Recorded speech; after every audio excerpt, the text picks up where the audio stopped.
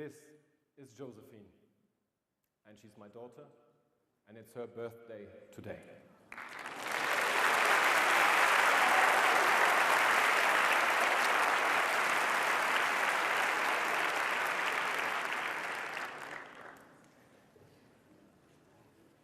Just as Josephine is a little girl today, I was once a little boy.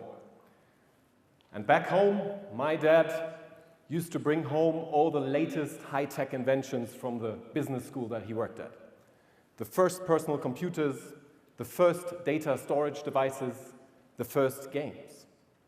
So naturally, I picked that stuff up from the coffee table and played with it. And subsequently, together with my friend and classmate, I found my first company straight from the schoolyard. When we finished high school, we were creating millions in euro of turnover. And a couple of years and a couple of companies later, I found that just more of the same, more of just business, wasn't giving me the peace of mind that I was hoping for. And at the same time, I had this notion 20 years ago that something huge was changing in the world that I was living in. And I couldn't really name it. I couldn't really nail it. There was this .com thing, but was it just that? Was it just internet business? So I decided to take up on a journey and understand better what I felt. And over the course of 15 years, I conducted interviews with more than 1,000 decision makers in 53 countries. And I picked these people either based on a trust-based recommendation or because I could see that they were genuinely living that change. Human behavior, strongly influenced by the new technology that was available. And what I could see was a new pattern emerge. And a pattern in a space that so far seemed to be untapped and little understood. The black space, the void, between innovation accelerators, technology foundations, and the so beloved disruptive scenarios. But what is it actually that goes on in between these lines, I asked myself. And I came up with an idea that is, up to today, shaking me day and day again. It's the idea that we might have left an era, and that we are in the early beginnings of an entirely new one, globally. That we have left the Gutenberg era, where a guy invented a book press and thereby democratized knowledge to the masses, and that we now have something that I refer to as the digital modern era, that gives each and everybody who is connected distributed cybernetics. And with it, a new paradigm, not only in economy, but in society as well. And I want to walk you quickly through 7 different angles of observation of this digital modern era. And let's start with the obvious. Let's start with the new media. When that guy invented the book press, what you see flying over here was new media, right? So what we refer to as new media today, the internet, social platforms, messengers, that phenomenon isn't that new. And I don't want to educate you guys on how to use that stuff. You do all know it. But have we understood truly what it does to us when we enter a search engine interface and it suggests to us what we might have been looking for? Have we realized what it does to us when we touch our phones 1,500 times a week on average? Let me tell you this.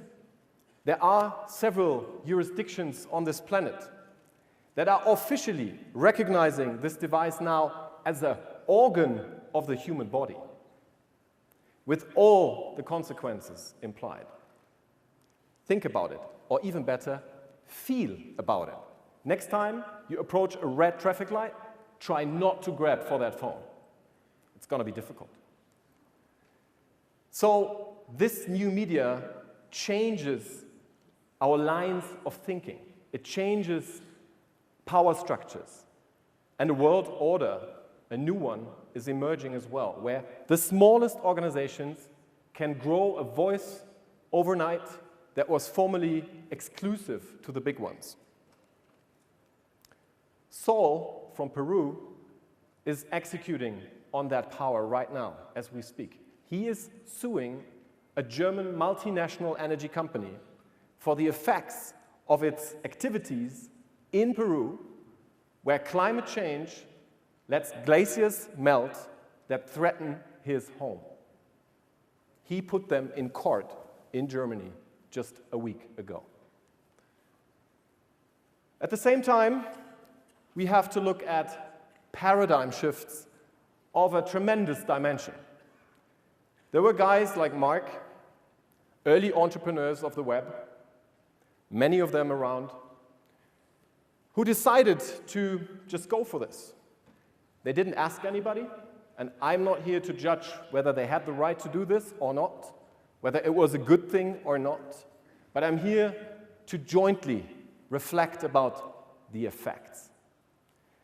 Because this, millions, billions of people, it's 2 billion on Facebook per month alone, working actively on that platform, share information that was private for the most time of humankind.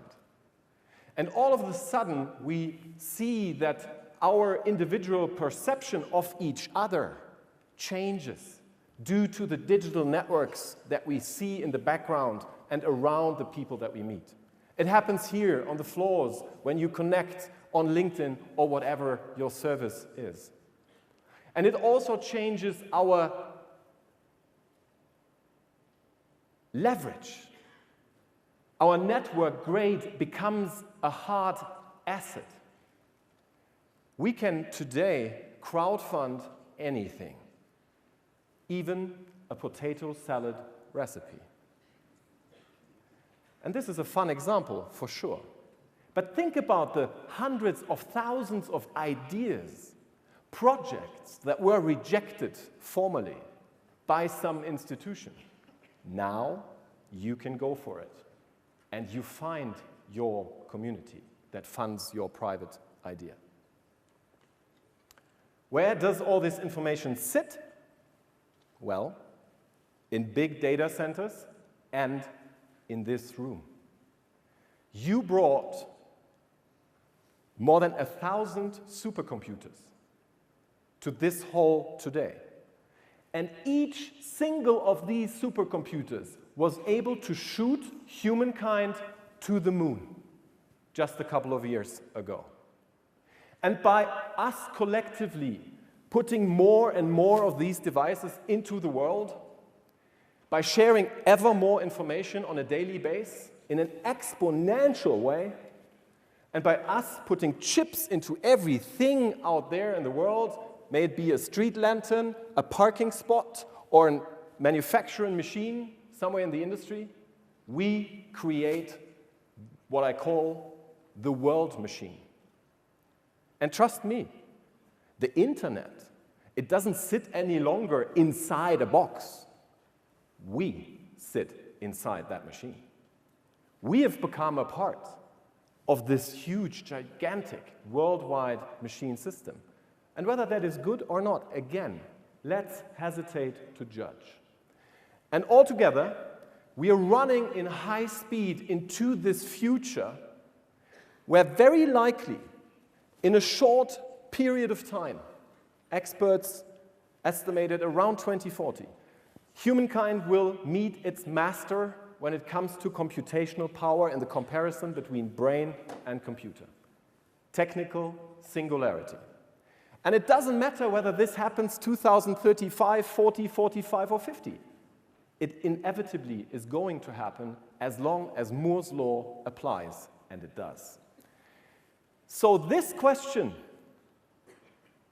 is not a fun question. It's a question that I urge you to think about tonight, tomorrow, and the day after tomorrow. Because if we don't find an answer to this question, we will send millions of kids and young people into jobs that will have a half-life of maybe 5 years, 10, and that is not good enough to maintain the societies that we run today. This is urgent. But there's hope, because for all the time that historians can see when they look at the books, all human culture has always been rooted in play.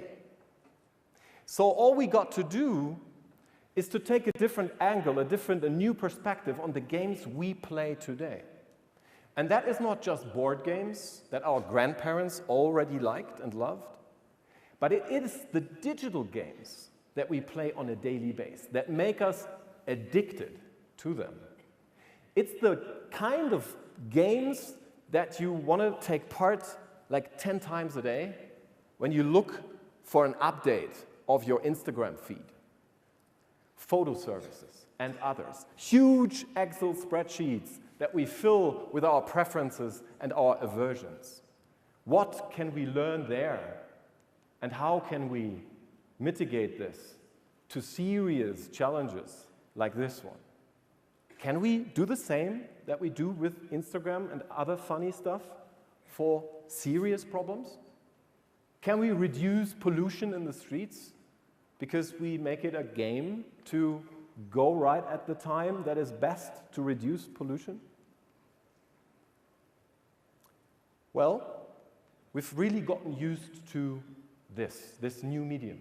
It's everywhere, it is always, but it's invisible. This space here is filled with messages flying around into the world, out of the world, into this room, and yet we can't see them. Isn't that amazing? But, my friends, there is infrastructure behind this ultralight and invisible medium of the internet. This infrastructure means power. And the institutions and corporations that own this infrastructure naturally hold on to that power, and they even want to expand it. And yet, there's something happening right now as we speak that is really thrilling me. I haven't seen it happen in my lifetime, and I've not seen it in the history books as well. It's hundreds of thousands of people around the globe creating new systems with a global governance in them. And I can hear some of you think, is he referring to the blockchain movement? And yes, I am. And its poster child of Bitcoin we've just heard a talk about. What is going on there is beyond imagination. The complete internet is redesigned and restructured as we speak. And again, can we please, this time, put some ethics into this? Like deeply into this? Into the plumbing of this new internet? So that Josephine, her brother Johann, your kids can benefit from a better internet that is not controlled by just 10 companies?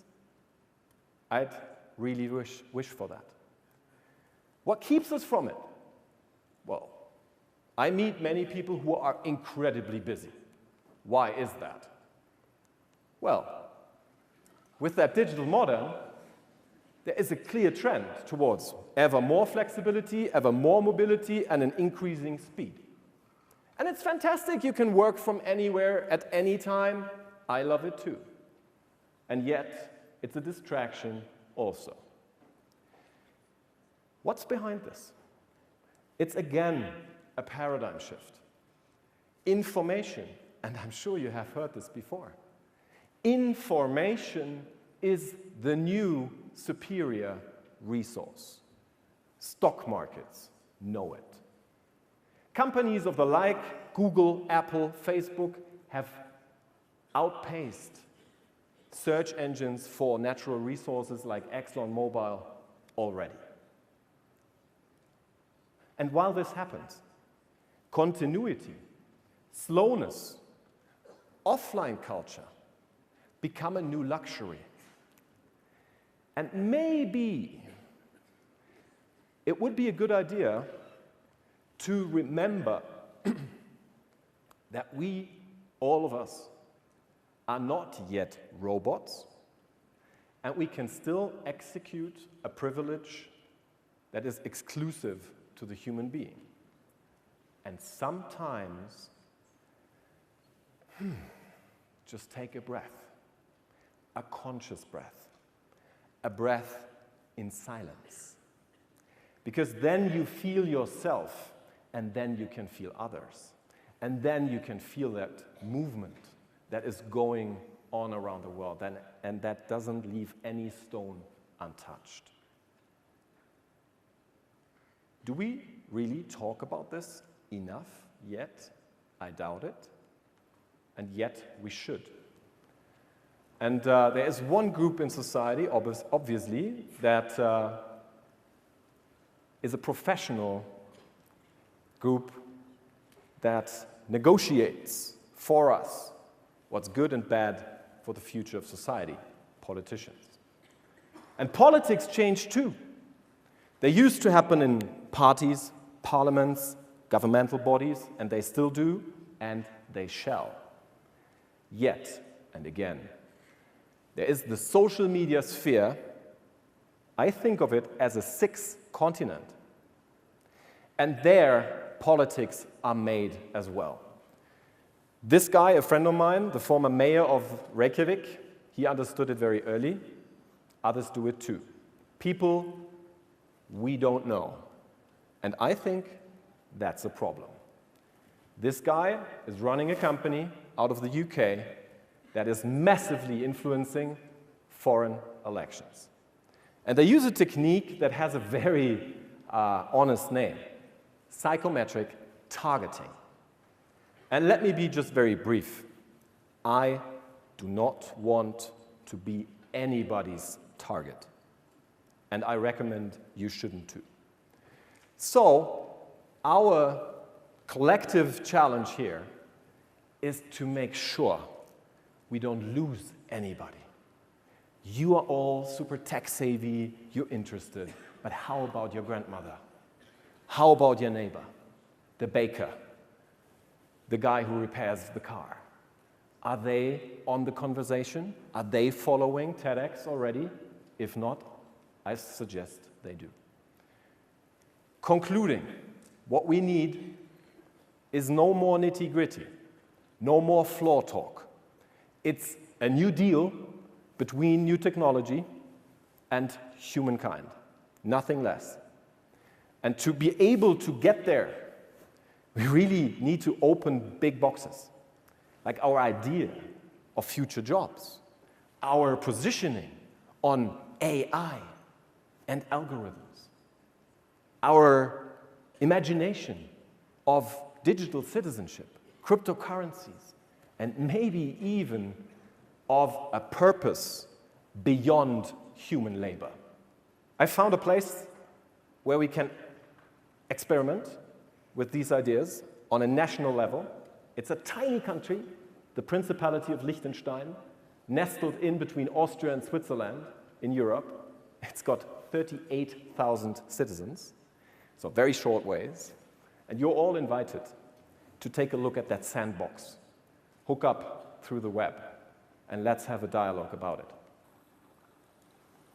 But at the end of the day, I think wherever we are, what we really need to take care of now is to make sure that we don't see technology just run away with our ideas. We should get back that mandate to design our identity, to design our society, ourselves. And therefore, we need to have a good conversation that is focused on love. Thank you very much.